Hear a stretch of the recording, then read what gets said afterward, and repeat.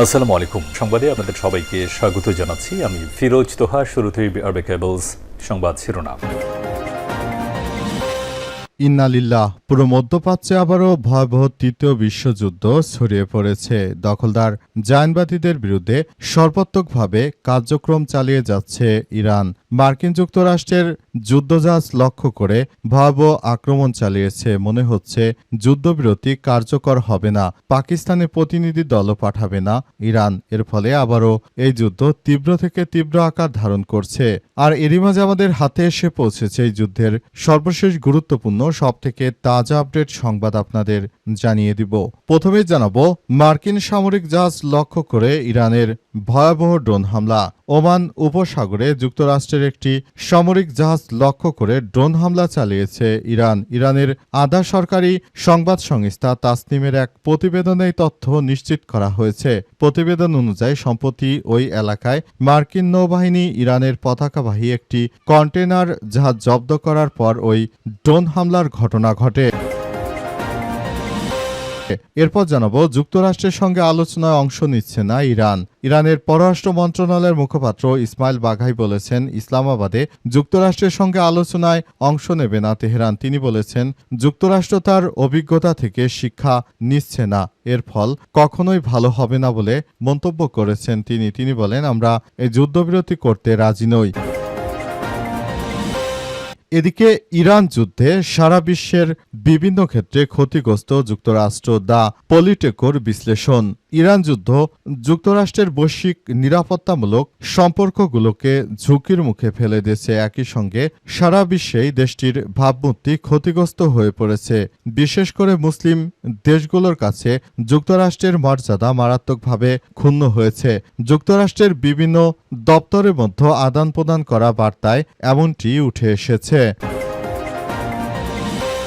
এবারে জানাবো, দক্ষিণ লেবাননে ইসরায়েলি বাহিনীর উপর হামলার দাবি হিজবুল্লাহর। লেবাননের সশস্ত্র যোদ্ধারা দক্ষিণ ইসরায়েলে দখলদার বাহিনীর উপর হামলা চালিয়েছে। আজ দক্ষিণ লেবাননে ইসরায়েলি সামরিক বাহিনীর একটি কনভয়ে তারা বিস্ফোরক বোঝাই হামলা চালায়। এতে দখলদার ইসরায়েলি বাহিনীর বেশ কয়েকজন সেনা সদস্য ওপারে চলে গেছে। এবং সর্বশেষ জানাবো, সংরক্ষিত ৩৬ আসনের প্রার্থী তালিকা প্রকাশ বিএনপির। সংরক্ষিত নারী ৩৬ আসনের প্রার্থী তালিকা প্রকাশ করেছে বিএনপি আজ দুপুরে। দলটির সিনিয়র যুগ্ম মহাসচিব ও প্রধানমন্ত্রীর উপদেষ্টা রুহুল কবির রিজভী আহমেদ এই তালিকা প্রকাশ করেছে।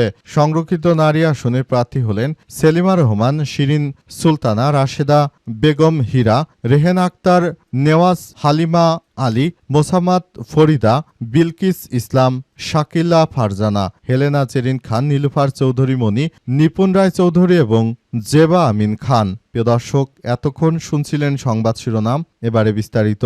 তবে তার আগে বন্ধুরা, অনুরোধ থাকবে সংবাদটিতে একটি লাইক দিন। এই চ্যানেলে আপনি নতুন হয়ে থাকলে আমাদের সংবাদটি দেখতে দেখতে চ্যানেলটি সাবস্ক্রাইব করে রাখুন। কমেন্ট করে বন্ধুরা আপনার মূল্যবান মতামত জানিয়ে দিন আপনি বিশ্বের কোন দেশ থেকে বা বাংলাদেশের কোন স্থান থেকে আমাদের সংবাদটি দেখছেন এবং শুনছেন। আর বন্ধুরা, সংবাদটি আপনার সোশ্যাল মিডিয়া ফেসবুকে শেয়ার করে বন্ধুদেরও দেখার সুযোগ করে দিন। গাজা যুদ্ধে আপনি যদি নিরীহ ফিলিস্তিনিদের ভালোবেসে থাকেন বন্ধুরা, কমেন্টে ইয়েস লিখে পুরো বিশ্বকে আমাদের এই সংবাদটি দেখার সুযোগ করে দিন। এবারে বিস্তারিত। আর বন্ধুরা, এই সংবাদটি সম্পর্কে আপনার মূল্যবান মতামত কমেন্ট বক্সে জানিয়ে দিন। এই যুদ্ধে কোন দেশ জিততে পারে বলে আপনি মনে করেন?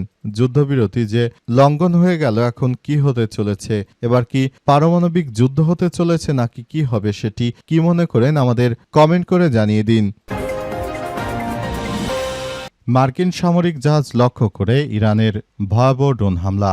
ওমান উপসাগরে যুক্তরাষ্ট্রের একটি সামরিক জাহাজকে লক্ষ্য করে ড্রোন হামলা চালিয়েছে ইরান। ইরানের আধা সরকারি সংবাদ সংস্থা তাসনিমের এক প্রতিবেদনে তথ্য নিশ্চিত করা হয়। প্রতিবেদনে বলা হয়েছে, সম্প্রতি এলাকায় মার্কিন নৌবাহিনী ইরানের পতাকাবাহী একটি কন্টেনার জাহাজ জব্দ করার পরে এই ড্রোন হামলার ঘটনা ঘটে। ইরানি জাহাজ আটকের ঘটনায় ক্ষুব্ধ প্রতিক্রিয়া জানিয়েছে দেশটির সশস্ত্র বাহিনীর পক্ষ থেকে। বলা হয়েছে, মার্কিন মার্কিন নৌবাহিনী ওই পদক্ষেপটি এক ধরনের সশস্ত্র জলদস্যুতা এবং তারা ইরানের এই জাহাজগুলো কোনোভাবেই আটক করতে পারবে না। তারা যদি ইরানের জাহাজগুলোকে আটক করে থাকে এটি আমরা মেনে নেব না বলে সেখানে উল্লেখ করা হয়েছে এবং আরও জানানো হয়েছে যে পরিস্থিতি যতই জটিল আকার ধারণ করুক না কেন সবকিছু একদম ধূলিসাৎ করে দেয়া হবে। পুরো মধ্যপ্রাচ্য জুড়ে ইহুদিবাদী ইসরায়েল এবং মার্কিন যুক্তরাষ্ট্র তারা যত প্রচেষ্টা চালিয়ে যাক না কেন তাদের একদম ধূলিসাৎ করে দেবে ইরানের ইসলামী বিপ্লবী গার্ড বাহিনীর সদস্যরা।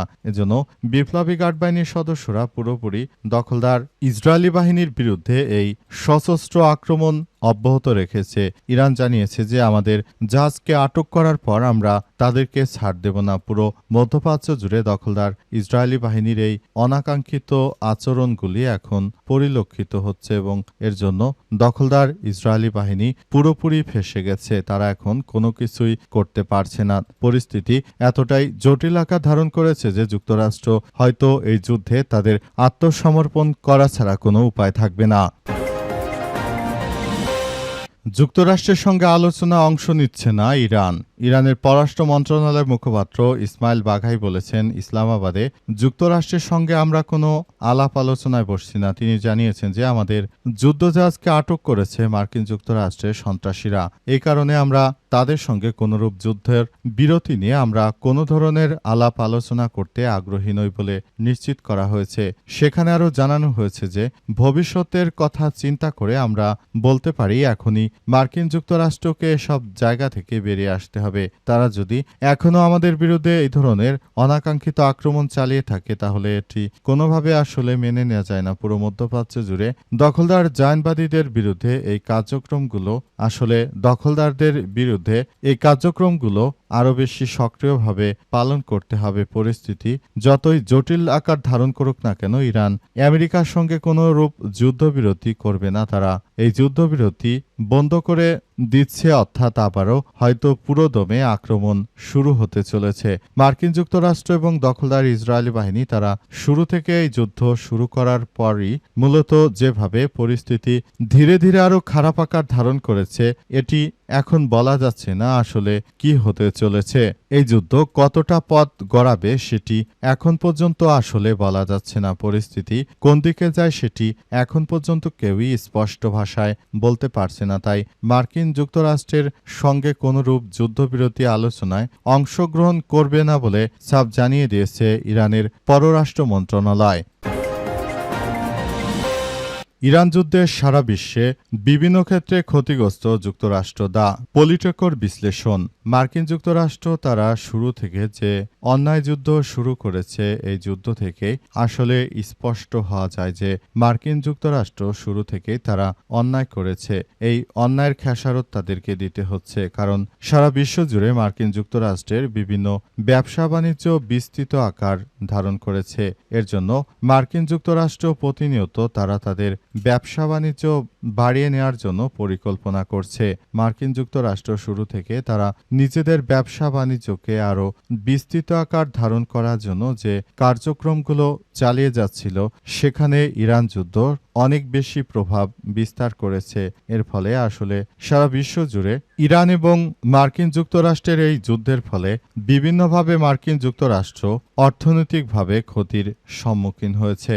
মার্কিন যুক্তরাষ্ট্র তারা কখনোই কল্পনা করতে পারেনি যে এই যুদ্ধ আসলে এভাবে বিস্তৃত আকার ধারণ করতে পারে এবং এই যুদ্ধ থেকেই মূলত তারা চরমভাবে ফেঁসে যাবে এমন কোনো বিষয় তারা কল্পনা করতে পারেনি। কিন্তু পরিস্থিতি আজ সেদিকেই যাচ্ছে। পরিস্থিতি এতটাই খারাপ আকার ধারণ করছে যে মার্কিন যুক্তরাষ্ট্র এবং দখলদার ইসরায়েলি বাহিনী তারা সব থেকে বেশি ক্ষতিগ্রস্ত হচ্ছে।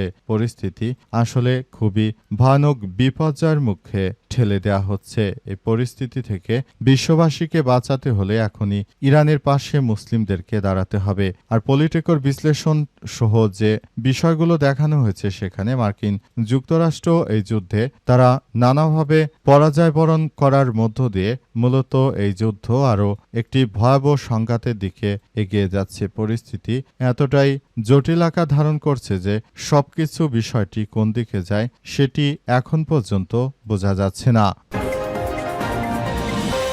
দক্ষিণ লেবাননে ইসরায়েলি বাহিনীর উপর হিজবুল্লাহর ভয়াবহ হামলা। দক্ষিণ লেবাননে ইহুদিবাদী ইসরায়েলের সেনাদের লক্ষ্য করে ভয়াবহ হামলা চালিয়েছে ইরানের ইসলামী বিপ্লবী গার্ড বাহিনীর সশস্ত্র লেবাননের যোদ্ধা অর্থাৎ হিজবুল্লাহ যোদ্ধারা মূলত এই হামলার পেছনে পুরোপুরি তারা কাজ করেছে। জানা গেছে যে হামলা করে তারা জায়নবাদী ইহুদিবাদী ইসরায়েলের সবকিছু তছনছ করে দিয়েছে। মধ্যপ্রাচ্য জুড়ে এখন আর জায়নবাদীরা চাইলেই কোনো কিছু করতে পারবে না। পুরো মধ্যপ্রাচ্য জুড়ে দখলদার ইসরায়েলি বাহিনীর যে ধরনের কার্যক্রম চলমান রয়েছে এটি কোনোভাবে গ্রহণযোগ্য হতে পারে না। সবকিছু শেষ করে দিচ্ছে ইরানের ইসলামী বিপ্লবী গার্ড বাহিনী এবং সদস্যরা। বর্তমান পরিস্থিতিতে লেবাননের যোদ্ধারা আরও বেশি সক্রিয় অবস্থানে রয়েছে। তারা সবকিছু ধ্বংসস্তূপে পরিণত করে দিচ্ছে। লেবাননে আর ইতিহাসের কখনোই তারা যুদ্ধে যাবে না ইহুদিবাদীরা। তারা এই যুদ্ধ শুরু করার পর এবার হাড়ে হাড়ে টের পেয়েছে যে ইরান কিভাবে তাদেরকে চরমভাবে শিক্ষা দিচ্ছে এই সন্ত্রাসী বাহিনীদের। এর আগে কখনো তারা কল্পনা করতে পারেনি যে পরিস্থিতি এতটা ভয়াবহ আকার ধারণ করতে পারে। এই পরিস্থিতি অত্যন্ত জটিল আকার ধারণ করেছে বলে জানা যাচ্ছে। সবকিছু ধ্বংসস্তূপে পরিণত হয়েছে। পুরো মধ্যপ্রাচ্য জুড়ে দখলদার বাহিনী যে ধরনের কার্যক্রম শুরু করেছে এটি কোনোভাবেই মেনে নেওয়া সম্ভব নয়। দখলদারেরা যা শুরু করেছে সেটিকে ধ্বংসস্তূপে পরিণত করা হচ্ছে।